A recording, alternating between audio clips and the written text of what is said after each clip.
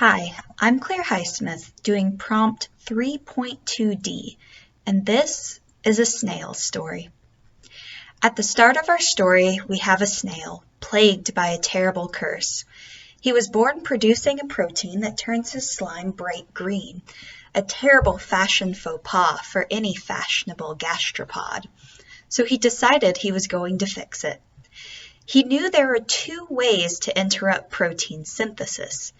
He could change what was transcribed or prevent what was translated. But which would be better?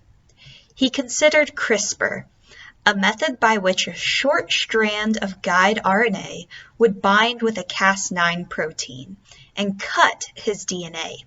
His DNA would repair itself, potentially causing a mutation that would disable his gene for green slime.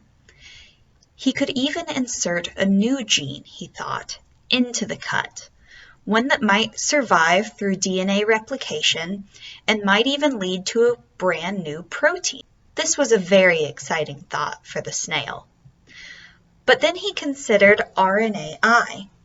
There were two methods that the snail knew of, both affecting protein translating and using the double-stranded RNA and a protein complex called RISC.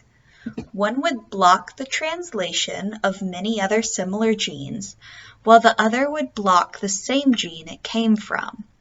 Since he had already isolated the gene for green slime, using siRNA seemed very tempting. The snail considered his options carefully. Both seemed like they could work, but the snail decided he felt nervous about editing his DNA. He didn't want green slime. But what if a mutation didn't knock out the gene? The snail did not have much grant money. So he decided that using RNAi was the best method for him. After lots of work, he didn't have to worry about green slime ever again. Thank you for listening, and I hope you all enjoyed.